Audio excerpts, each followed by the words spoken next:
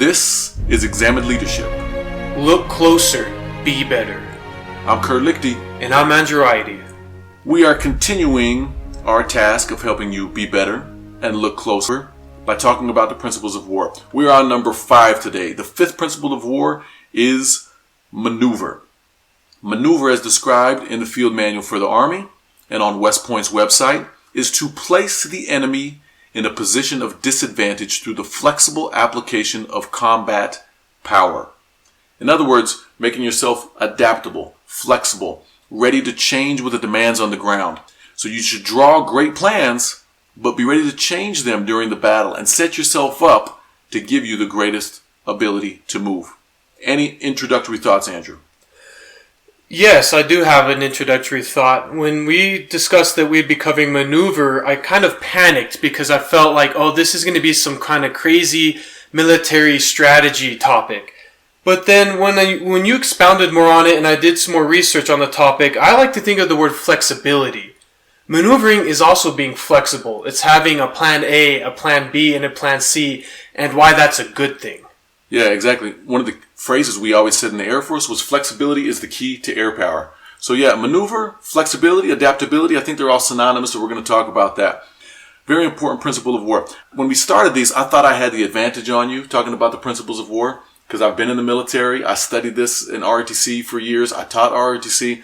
But I really like the input you give about your personal life, your football career, other things. I think you've actually had better input than me, so I've appreciated your other perspective into these. No, you're too humble. You definitely have the advantage on this. But the good thing about all of these principles is that anything that's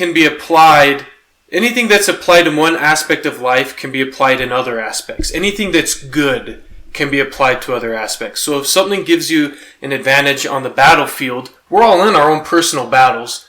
Business, health, personal development, we're all facing a different kind of battle. So if something can be applied successfully in the military aspect, then it's worth sharing to everyone. Totally. My wife says if you're not battling, you're doing it wrong. You're doing life wrong. Not that you should be frustrated and angry and intense and, always on alert, but you should be striving for improvement constantly.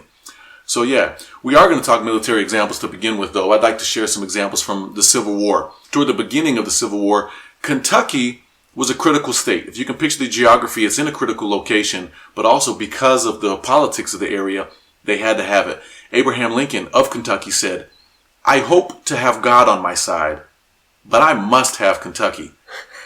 Interesting that even more than God, he wanted Kentucky.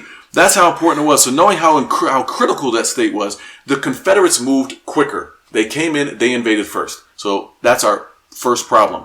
Now the Confederates have this pivotal state, and the Union had to re-strategize. So do you have the ability to adjust your plans, to adapt? We have to do that. The Union had to do that. In the Air Force, again, we say flexibility is the key to air power. So Grant, I'm going to continue to talk about Ulysses S. Grant because that's the biography I'm reading right now. Got to be reading. So Grant and the Union, they had to go back to the drawing board. Let's be flexible. What's plan B? We have to take Kentucky, but we can't invade first. We lost that advantage. Fueled by his new purpose in life, we talked about objective in the first episode. His new purpose, he was quick to identify a new target. They took Columbus, the Confederates. So he's like, we can't take that anymore. Let me take Paducah, Kentucky. I'm going to read from the book. This is Ron Chernow's Grant to help us better understand the importance of this decision. On September 5, a Union spy imparted crucial information. Confederate forces were preparing to move on Paducah, which stood about 45 miles northeast of Cairo, where Grant was. Speed meant everything. The town lay at the juncture of the Ohio and Tennessee rivers, making it the perfect springboard for securing Confederate territory. No less important, it stood near the confluence of the Ohio and Cumberland rivers and was thus the linchpin for river traffic in the whole area. The seizure of Paducah would also sever Confederate supply lines and isolate the high fortifications at Columbus. Great adaptability. So Grant saw a secondary objective and he went for it. Columbus was bigger, it was more important, but Grant very ably adjusted his plan and found a target with maybe not quite as much psychological importance, but almost as great in strategic importance. So now problem number 2 to overcome. Remember, speed was of utmost importance on this mission. So Grant telegraphed General Fremont, that's his boss, asking for his permission to launch. Nothing. Grant telegraphs again and says, look, I got to push. I got to go. It's 6:30. I need to go. Nothing. Even though Grant's the commander of the unit, he's a very low-level commander. He's not in charge. He's not the Grant we know from history, not yet. He's quite unknown and has very few victories under his belt. He's got a huge chain of command above him. In short, he does not have authorization to launch such an important mission alone. So he's forced to wait. Everyone's on the ready, and it's finally 10 p.m. No answer yet, and Grant says, I can wait no longer. I will go if it costs me my commission. Now, in hindsight, it might be easy for us to say, of course, it was the right decision. We know Grant to be one of the most important people in U.S. history, successful, correct in his actions, but at this time, not so. Remember our first episode about objective? Up to this point in his life, he's a virtual failure. So listen to what Chernow says about him here and picture the bravery, the risk that Grant's taking here. Although Grant had anticipated Fremont's response, he acted solely on his own initiative. For a man long crippled by doubt and stalled in his life, it was a step of breathtaking audacity. Going back to our principle of offensive. Breathtaking audacity, displaying a more forceful, direct, and aggressive Grant. He herded 2 well-equipped regiments and an artillery battery aboard steamers and headed up the Ohio River, escorted by 2 gunboats. If this mission failed, responsibility fell on his shoulders alone. You want to know why he was successful? These principles, as you mentioned, Andrew, are true principles, not just for war, but for life. Again, I see objective here, a true purpose, a right purpose, and a passion that's driving him. I see offensive, default aggressive. He's taking the initiative. He's acting. He's not wanting to be acted upon. He's making the moves. Maneuver, and that's today's topic. Flexibility, adaptability. How easy would it have been for him to be disappointed that the Confederates beat him to Columbus and just stop right there? How easy would it have been for him to say, General Fremont didn't respond to me. This is out of my control. You know, we have that temptation at work. Oh, my boss didn't tell me I could do this. Or my wife or my family or my mom or dad, whatever it is, you know. Someone didn't give me the authorization to do this. I have no choice but to wait. Victory doesn't come to the timid or the passive. You're not going to find victories in life if you're letting somebody else call the shots for you. If you want to win in anything, you have to act. You have to take risks. You have to be bold. And you have to be ready to maneuver, to adjust your plans. So I'm going to stop right there and have your thoughts, Andrew. What do you think so far? I think this is great. I love how you're bringing an aspect of Ulysses S. Grant. I'm learning more about this. This is becoming a history lesson to me, but military has some of the best examples of the way we should live our lives, and so I love this. I didn't know that he was a virtual failure, because this is a guy that we think about as one of the primary reasons why the Union won in the Civil War. And he's on, what, the $50 bill? Yeah. I mean, he's enshrined forever on the 50. Yeah, and it's because of being bold. It doesn't matter how old you are in life, you could be bold. And it reminds me of this show I watched called Turn. It's about George Washington's spies. Oh, I'm assuming you've seen it. I love me some Turn. So, you know, someone that is very interesting in that show is Benedict Arnold and the way he's portrayed, right? You almost kind of want to have sympathy for him here and there. But one thing he kept saying was, fortune favors the bold and smiles upon the righteous. And, you know, summarizing what you said, Ulysses S. Grant had 3 things. He had purpose, he had plan, he had passion. You can't go in swinging with purpose to knock someone out. You can't go in with passion. Oh, I'm going to overpower the enemy. You have to have a plan as well. And because of this, he was able to achieve what he needed to achieve. And it kind of reminds me of a movie that I watched this last weekend called The Other Guys. I don't know if you've seen The Other Guys, but it's these cops in New York, and there's 2 primary celebrity cops, and they're known for always busting up the bad guys and for solving the cases and getting all the glory. And they're chasing after these people that robbed a jewelry store, and they're chasing them up a building, and these people had a superior plan. They had one of those guns that shot a wire across to the other building so that they could climb across the wire and get to the window on the other side of the building, and they cut the wire. And so these 2 celebrity cops, they had a purpose, they had the passion, they wanted to bust the bad guys. And so it's played by Samuel L. Jackson and The Rock, and you can tell they're not the smartest cops. They get to the edge of the building, they're like, you think what I'm thinking? Yeah, aim for the bushes. And they look at each other and they jump off the building, and then they're just falling in slow motion, and they land on the concrete and die. And it's just kind of like, hey, these guys didn't have a plan. They had purpose, they had passion, they didn't have a plan. They weren't like Ulysses S. Grant. And acting with, even if you do have a plan, acting with a foolish plan limits your flexibility. Exactly. Once you jump, how many options do you have? Your maneuverability is very limited. You have one way to go, that's it. So in the creation of your plan, and you don't plan to fail, but in the creation of your plan, you have to think about, in what way could this go wrong? Do I have an option? Do I have another way I can get out if I need to? Being able to adjust, you can't do that in midair. Being able to adjust is important. Man, I love, what was his name? I'm trying to remember. Abraham Woodall, was that his name? Culper? Woodhull, yeah. Man, that was a great show. Recommend that for sure. Ben Talmadge, Abraham Woodall. My wife was disgusted every time Benedict came on the screen. She couldn't stand his character. He couldn't be flexible. I mean, he wasn't getting the credit he wanted, and he had so much desire to be honored by other men that he was willing to choose an inferior plan. He was not flexible with going with what George Washington needed him to do, what the Union needed him to do. He wanted all the honor. He was not flexible. And part of maneuvering, part of being flexible is your pride and your ego. Are you willing to listen to other people and to do what you need to do? And he wasn't willing to do that. He switched to the other side, and because of that, he had to go live in England the rest of his life because they lost. Yeah, his pride got in the way of his options. And also, going back to purpose, one of the questions I asked you in our first episode with objective is, it doesn't matter if your objective is moral, is good, if you have a righteous objective and purpose. In this case, to him, it didn't matter.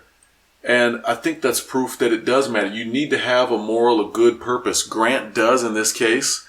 Benedict did not. It didn't turn out good for him. You need to really analyze. These are some soul-searching questions. Good point.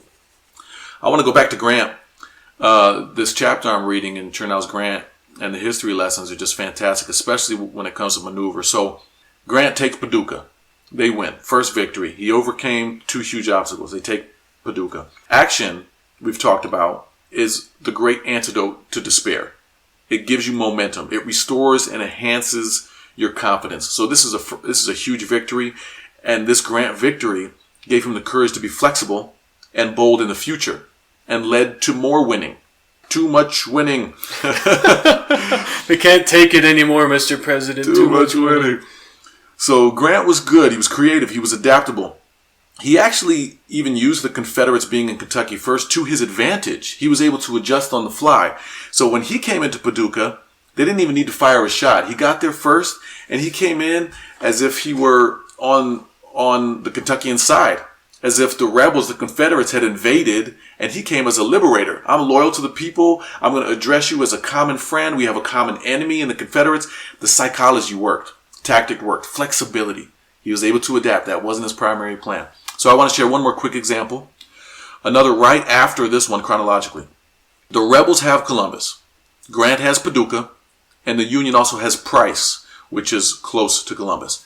The Union intercepts information that the rebels plan to take some of their troops from the stronghold in Columbus to go attack Price.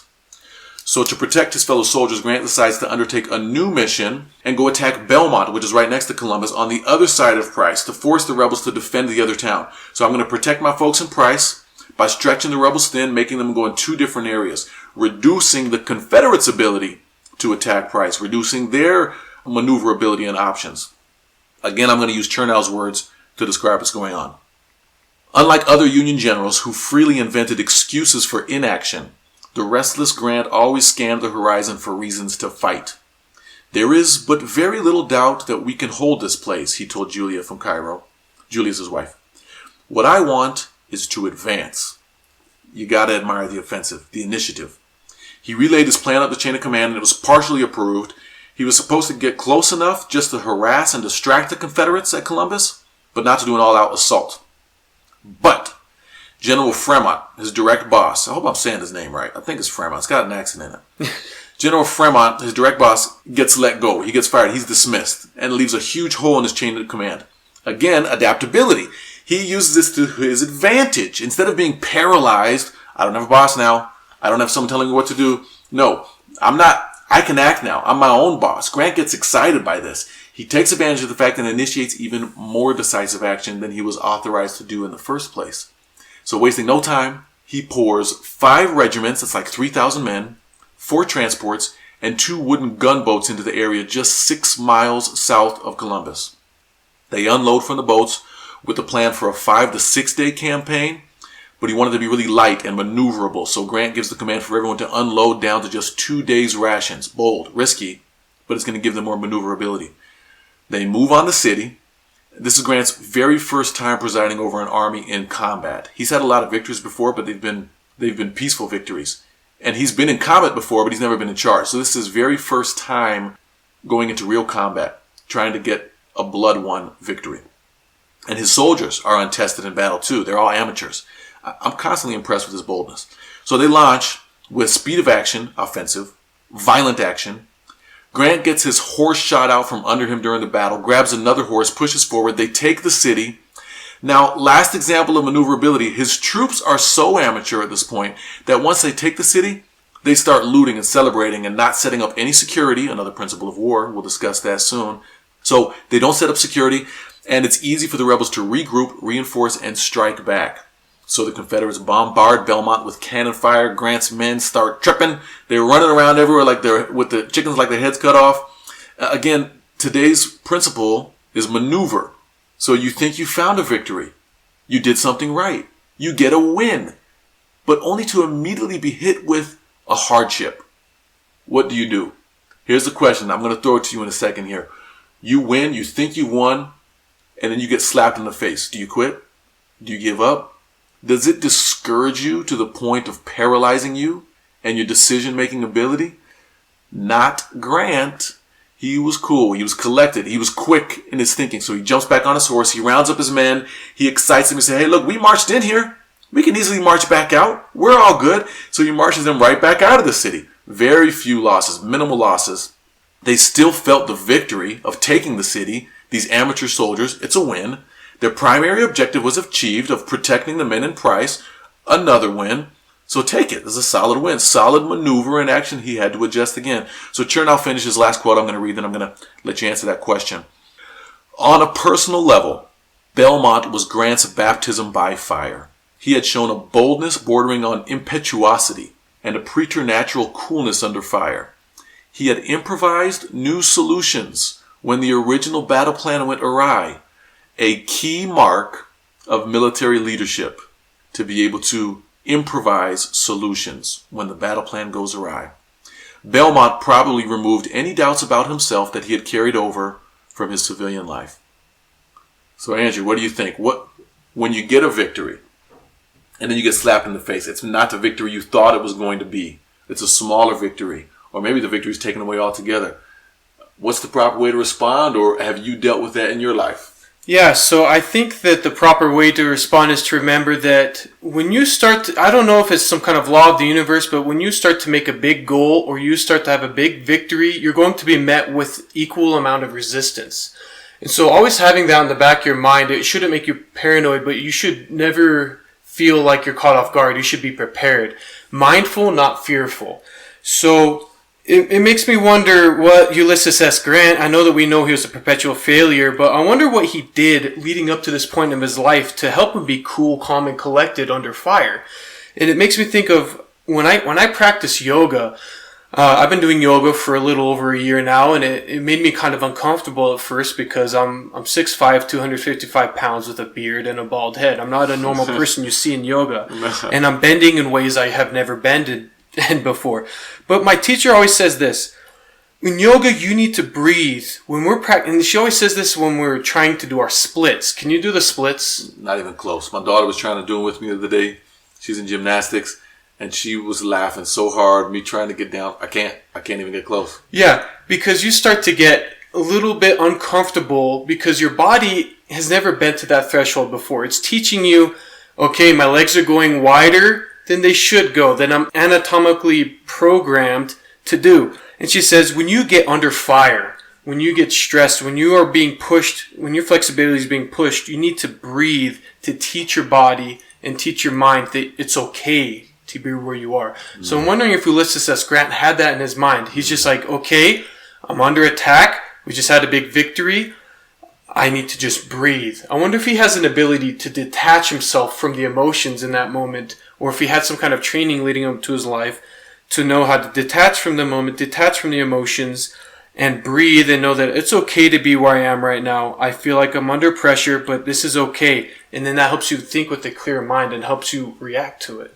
That's interesting. The breathing practice is important. Being used to those situations is important. Even if you can just visualize it, your body can't go where your mind's never been. Exactly. So you got to visualize it. And yeah, practicing, when you're in a stressful situation, tunnel vision is real. Auditory exclusion, you can't hear as well, you can't see as well, you don't remember things as well. If you've never practiced those things and practice calming yourself down, you won't have that ability. I think he had some experience with his past battles. He was in combat. I think his horseback riding, he was one of the most skilled horseback rider, equestrian, that there was. Equestrian, yeah. And I think you're right, because you have to learn how to calm a horse down when it gets emotional, or it's gonna buck you off of its back. Yeah. And so I'm sure he had training of when your horse gets wild up and when there's a lot of stuff going on, though, you have to calm down because the horse can sense your panic. And so can your troops. It's interesting. I was trying to list the most important skills that someone needs to have nowadays to be successful in life and compare them to what the most important skills were maybe 200 years ago. Horseback riding was an essential. You had to be good at horseback riding. It helped in a lot of ways. Man, I'm scared of horses. They're big, powerful animals. So to be able to be a professional horseback rider at a young age, you're right. I think that training really did help. So you need to remember application now, right? Personal application.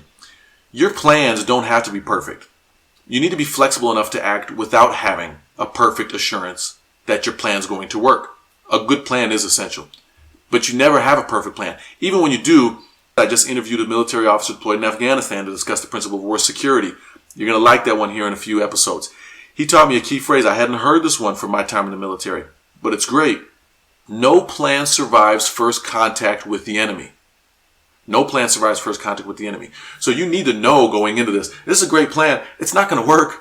Not the way we're thinking about it. Dave Ramsey, the money guy, I'm reading his book, Entree Leadership. Great book. He talks about the first plan that you have in business building, it's not going to be your $1 million plan. But do it. It's a great plan. Go with it. You're going to have to adapt it. But he said, I promise you, you're going to adjust 3 or 4 times. You're going to go through 3 or 4, 5, even 10 evolutions before you make it big. His business now, he's in Tennessee. He's a millionaire. This man knows what he's doing. He went bankrupt like 3 times. Your first plan is not going to be your $1 million plan. Don't let that paralyze you. Move ahead with it. It's a decent plan, but just know it's not going to survive first contact with the enemy or with life. Exactly. I actually have 2 quotes that go exactly along with what you're saying. The first one is going to be very well known. A lot of people listening to this podcast have heard this first quote that I'm about to say. The second quote, probably not very many people have heard, but they both apply.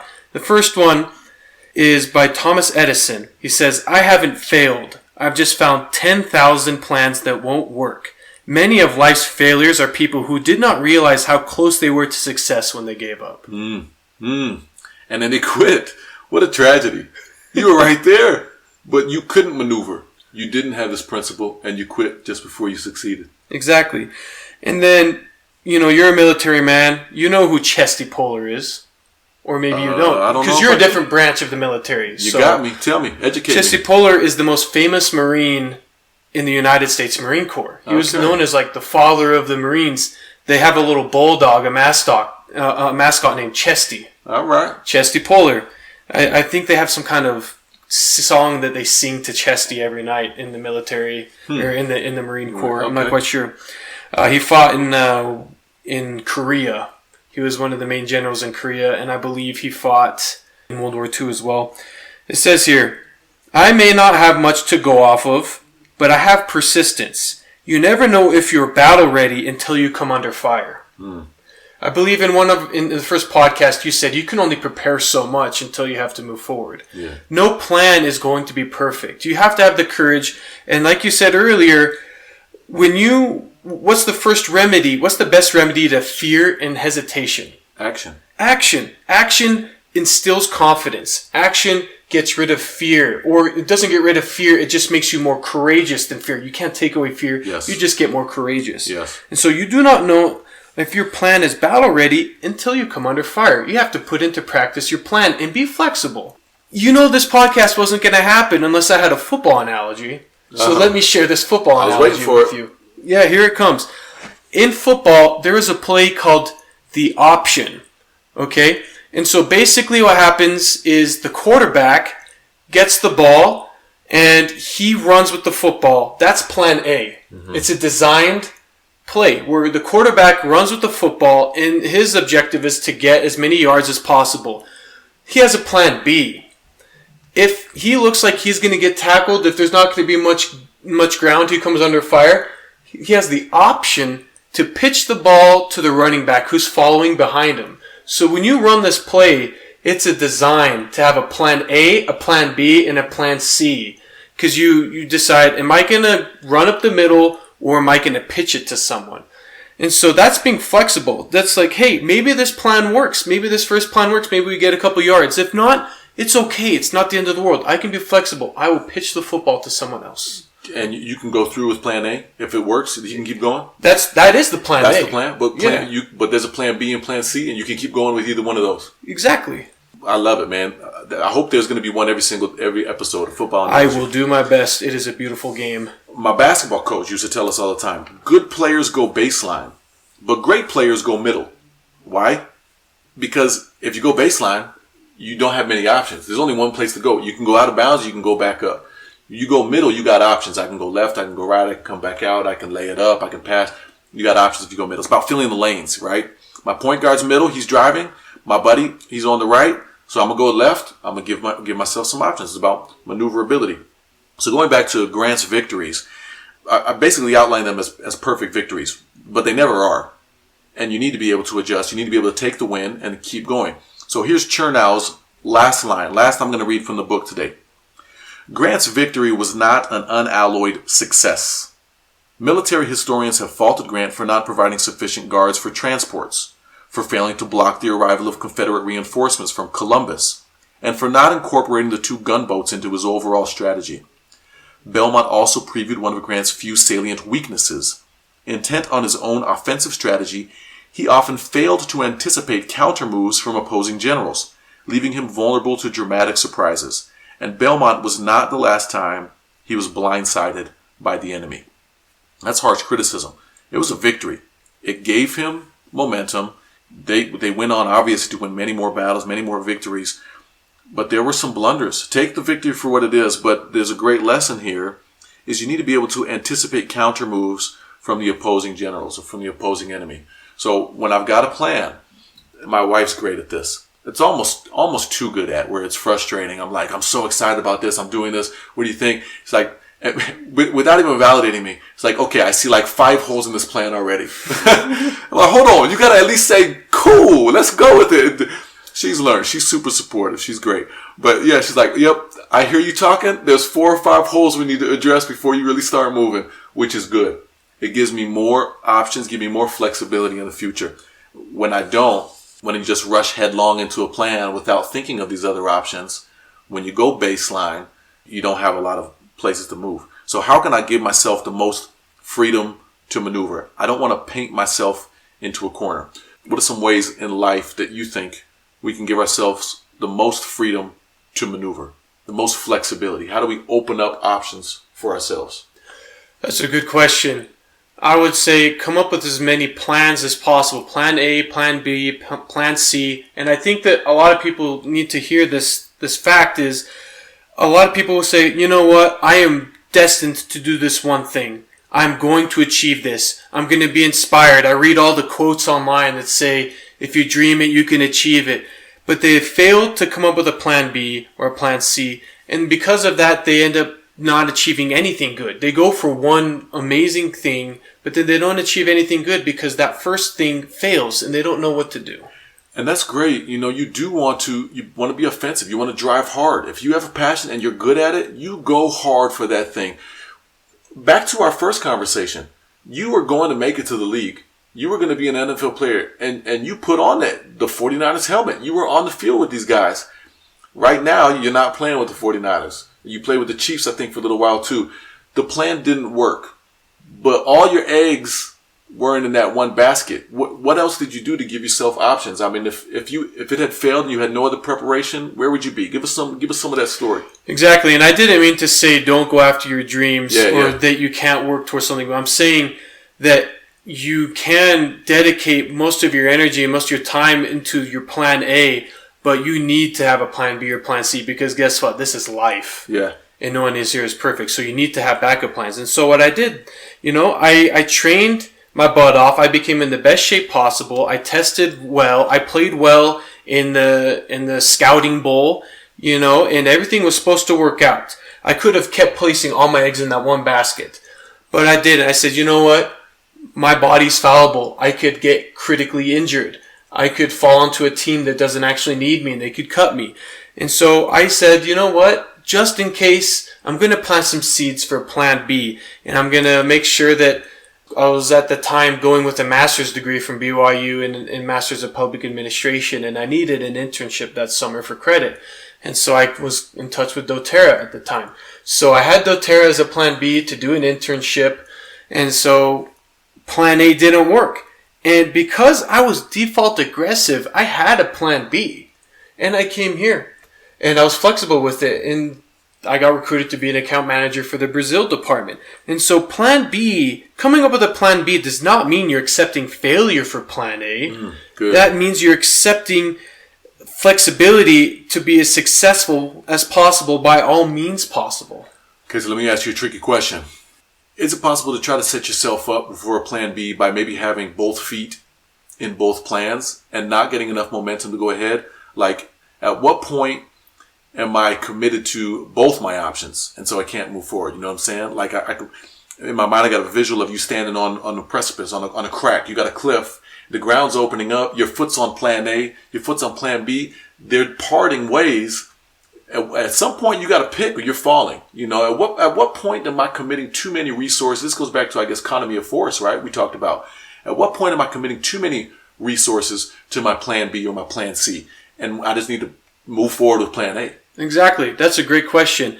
And it also wouldn't be a podcast unless I dropped one of my favorite quotes. You can't chase two rabbits at the same time and expect to catch them both.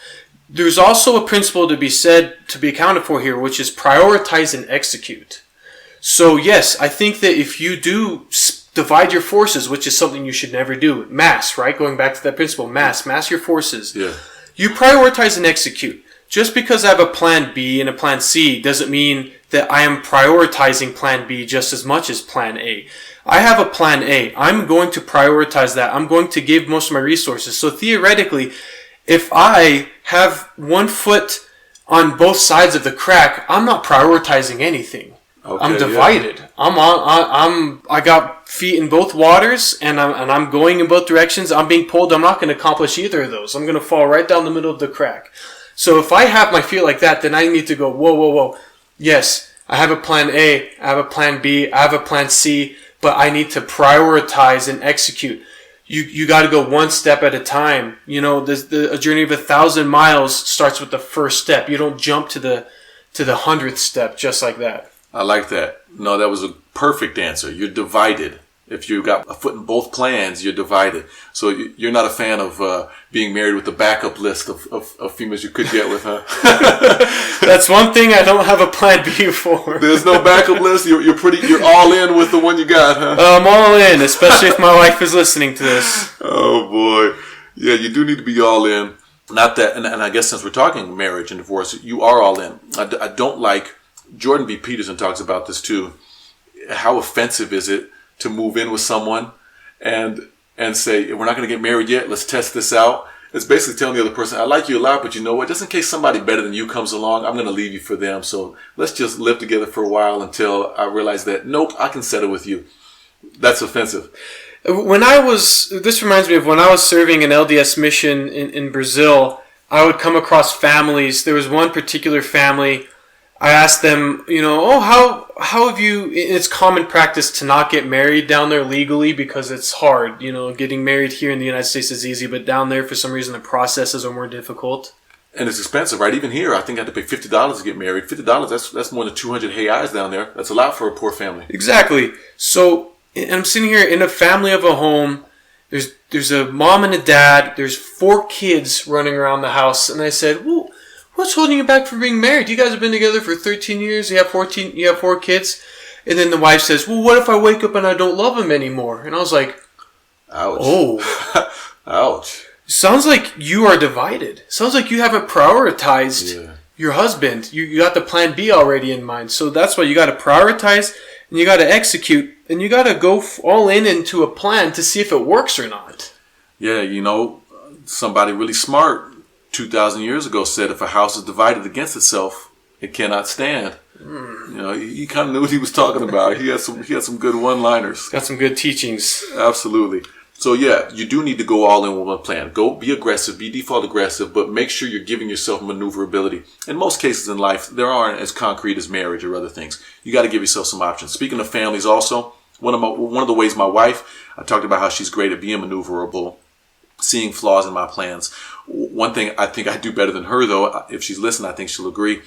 Ultimatums are dangerous things. When you give an ultimatum to your kid, you just locked yourself in. Now you have no flexibility. If you don't have your laundry done in the next 10 minutes, you can't go bowling with us tonight. Well, is that something you're really willing to follow through with? Would you going to leave our 6-year-old at home while we go bowling just because she didn't fold the laundry? You know what I'm saying? You said it. So either you better follow through and leave her home and let's go bowling for 2 hours, or we better find a way to make sure she finishes her laundry in the next 10 minutes. Ultimatums are a scary thing. They are a scary thing, and if you don't follow through with them, then you lose power of negotiation from that day moving forward. What would be better is that if you don't clean your room in the next 10 minutes, you're coming bowling, but you're not bowling. You're not throwing the ball down that lane. You're going to watch us bowl. Yeah. It takes a little bit of thought, though, to do that, especially when you're frustrated with your little kids. You got 4 or 5 of them running around the house. As a boss, too, at work, you got to be careful with the ultimatums you're giving. I need this by Monday or you're fired. Or, I need this by Monday or you're not going on the incentive trip next month. Or whatever it is, I'd be very careful with ultimatums, with absolutes. Got to leave yourself some flexibility. Exactly, and it comes down to ego. It would be easy if my kid backtalked me and said they wouldn't be done, or if they didn't withhold the ultimatum I gave them, my ego and my emotions would get in the way, which prevents us from being flexible. And is like there's a Chinese proverb that says, "Be like the bamboo. The higher you grow, the deeper you bow." So it's like the greater you become, the more you should understand the power of flexibility and setting aside your ego, setting aside emotions, because you understand that being flexible, you can use it to your advantage in so many different ways. That's probably one of the best applications. Your pride, your ego, your anger, your emotions limit your flexibility. You lose maneuverability when you lose control, when you yell, when you start cussing at your kids, when you lose your temper with an employee at work, when you're acting just to protect your pride and to make sure no one knows you were wrong, you just lost options now. You lost credibility. You lost maneuverability. You're limiting your options. So you got to get that in check. Yeah, I think I did that today. Someone didn't give me credit in an email in the first sentence. They said that they did something that I actually did, and then I got upset about it, and I started venting to you. And then I saw that in the second sentence, it gave me credit. And it's like my ego and my emotions got in the way. I wasn't being flexible. I didn't want to find out more to the story. I'm not good at that. Someone sends me an email. I'm jumping on there immediately and I'm replying. So early on in my career in the Air Force, I learned to temper myself and save it in my draft box. So I'd write this angry email back and save it in my draft. Problem is, if somebody's on the 2 line already and you push enter, it's going. You can't stop it. No. So if you're going to write an angry draft at work, make sure you delete the 2 line. So in case you accidentally push enter or you accidentally send it, it won't send. Did you have to learn that the hard way? Oh yeah, I learned that the hard way. I sent a nasty, and I made it nastier on purpose, right? I wrote this just full of vitriol, full of just anger and insults. And they were good insults, man. I can hurt you if I want to. So I'm writing this nasty email, and I intended to save it as a draft. I didn't intend to send it. It was just my rough draft that I was going to refine the next day once I had cooled down a little bit. Hit enter twice too fast on my computer. It sent. This dude got the email. It didn't turn out nicely. I had a really hard conversation with the lieutenant colonel, my boss, the next day. So be careful with that. Your anger, your ego can limit your options in the future. But you learned. And now you know what to do moving forward. You're being flexible, just like Thomas Edison. You didn't fail. You just found out that, hey, I found a different way that this won't work. I can't write an angry email and put someone in the to line. I was listening to the Jocko podcast, and they said one of the best examples I can think about maneuver, flexibility, adaptability in the business world. And this is one that's going to hit home to you because I know you probably went to Blockbuster a lot growing up. You're a little bit older than me. Blockbuster was huge when I was a kid. Oh, Blockbuster, me and Friendly, every weekend, that was the thing. You went there to check out the new releases, to grab a snack. It was a thing, man. Yeah, so what was their business model? What do you think their mindset was with their business model? We got a dope plan. We got a great product. You come to me and pay me money. Yeah, that was it. And exactly. It worked. And they knew that people love movies. People love to feel that nostalgic feeling of showing up, eating popcorn. I loved watching the previews on the side of the walls of the TVs that were playing. You want to go up and down the aisle and see the movies and get your milk duds and you know, it created the feeling as if you were in the movie theater. That was their business model. What are you into tonight? You want a comedy? Should we go check out the action? Yeah, the new releases. You got to pay extra for the new releases. Blockbuster was the thing, man. Everybody went to Blockbuster. Exactly. It was the bomb, and it knew it was the bomb, right? However, there were some little red boxes that came along that shook the world. You know what box I'm talking about? The little red box. Oh, yes. The red box, right? Still kind of the same business model, minus the nostalgia. It's open 24 hours. People are adapting to this model. They're copying. They said, we're going to make a red box where you can show up at any time and rent a movie, and you can drop it off at any time, and it's cheap. It was like $1. It was cheaper. I ain't got to talk to nobody. And then building on top of the red box, there was the internet was starting to become a big deal. Yeah. So combining movies, flicks, internet, Netflix, easy to remember, catchy. Americans are lazy. They love movies. We will deliver. All you got to do is a couple clicks of the button, pick the movie you want. We will deliver it to your house. And Blockbuster, because they were still the biggest one at the time, they were like, no, we don't need to adapt to that. People love coming here. Yes. They want to eat the popcorn. They want to smell the smells. They want to walk up and down the confetti carpets. I remember that. Yes. We have something they don't have. We have nostalgia. And Netflix adapted, they maneuvered, they had a humble enough mindset to know what Americans want. They could detach from the emotions. They could see that there are people that don't want to leave their house. They want everything delivered to their door, just like pizza. And because of that, Netflix exploded, and they adapted even furthermore. They invented online streaming, right? You know, just like YouTube. And now, I don't remember the last time I went to a Blockbuster. Oh, wait, because there aren't any Blockbusters. Yeah, and at first it was exciting, too. Oh, I got this package in the mail. I got this little slip in the mail. It's Netflix. What? Did Redbox ever send it out, too? I feel like, or was their envelopes red? Was Netflix the red envelopes? Netflix was the red envelopes. The red box was the little clear cases with the red cover in it. Okay, yeah. I don't use either anymore because everything's on the TV. You know, we do Amazon Prime and everything else, but Redbox is still in business. Netflix is still in business. Who's not in business? Blockbuster. And if they would have adapted to that business model, if they would have been flexible, they could have copied Netflix's idea or just adapted with it. They had a bigger base. Yes. They had a bigger family. More people knew who Blockbuster was. Yes. And they could have Netflix wouldn't be what they are. It's possible to say that they wouldn't be who they are today if Blockbuster had been flexible and maneuvered. Inability to be flexible. Inability to adapt. And it killed them. So this is the opposite of what we talked about before. Before we talked about you launch, your plan isn't as successful as you want. Maybe it blows up in your face and you have to adjust. In this case, you go forward, you're hugely victorious. You win, and then you think because you win, you're going to continue to win. Continuing to do the same thing, you can't keep winning with the same strategy. You have to continue to look ahead. How can I adapt? How can I be flexible? What can I do to prepare for the future? Blockbuster's inability to adapt, that was a great example. Exactly, and you don't want to be complacent. This goes back to default aggressive. Even if your plan A works, just like you said with Ulysses S. Grant, his plan worked. And then what happens when your plan works? You don't relax. You don't loot the city. Yeah. You don't say, oh, we don't ever need to change our business model. You should always be battling. You should always be adapting and advancing to that next level to prevent this. Because if you're stagnant, something is growing behind you. And something will pass you up unless you adapt to it. Yeah, is there a new product I can launch? Is there a new method of delivery? Is there some new sensation I can get? Just because it's working right now, it won't work in 10 years. You've got to adjust. A great example. Well, yeah, I think as a wrap up, my biggest takeaways are be careful of your anger, your ego. Those limit your options. And also know that your first plan is not going to be your plan. Don't get discouraged because your first plan didn't work. That's okay. Just know that for sure. Dave Ramsey taught us this. Grant taught us this. This is a true principle. It's not just a principle of war. Your first plan, no plan survives first contact with the enemy. So know that it was a good plan. Go ahead with it. Just don't get devastated. Be able to be adaptable and bounce back when the plan doesn't go exactly the way you thought. Adjust and move forward. Those are all great plans. And I would like to finish mine with one of my favorite perspectives, Jocko Willink. Great. And he has this perspective called good. And it's all about being flexible. You make a plan, something doesn't work out, you say to yourself, good.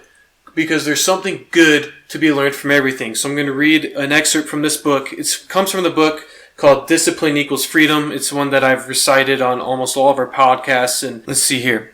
Good. Oh, mission got canceled? Good. We can focus on another one. Didn't get the new high-speed gear we wanted? Good. We can keep it simple. Didn't get promoted? Good. More time to get better. Didn't get the job you wanted? Good. Go out, gain experience, and build a better resume. And he gives a couple different examples, but it's all about, hey, I made a plan. I applied for this job. I didn't get the result I wanted. Okay, I'll be flexible. How can I use this as a positive experience to make myself better? And that's a lot of times why you should have a plan B. I'm hearing him say it. It's a deep, short, raspy. Good. Good. Okay, good. I'll read this last sentence and I'll do my best impersonation. Jocko, yeah. Now, I don't mean to sound something trite. Say something trite. I'm not trying to sound like Mr. Smiley Positive Guy. That guy ignores the hard truth. That guy thinks a positive attitude will solve problems. It won't, but neither will dwelling on the problem. No. Accept reality, but focus on the solution. Yeah. Take that issue, take that setback, take that problem, and turn it into something good. Go forward, default aggressive, action, boldness, gets rid of all your fear. And if you are part of a team, that attitude will spread throughout. And if you can say the word good, then guess what? It means you're still alive. Good. That's it. Well, those are all my thoughts. Appreciate you talking. Again, this is Examine Leadership. Look closely. Be better, continue to improve, and join us next time. We're going to finish up the principles of war and then move on with some leadership principles. Signing off.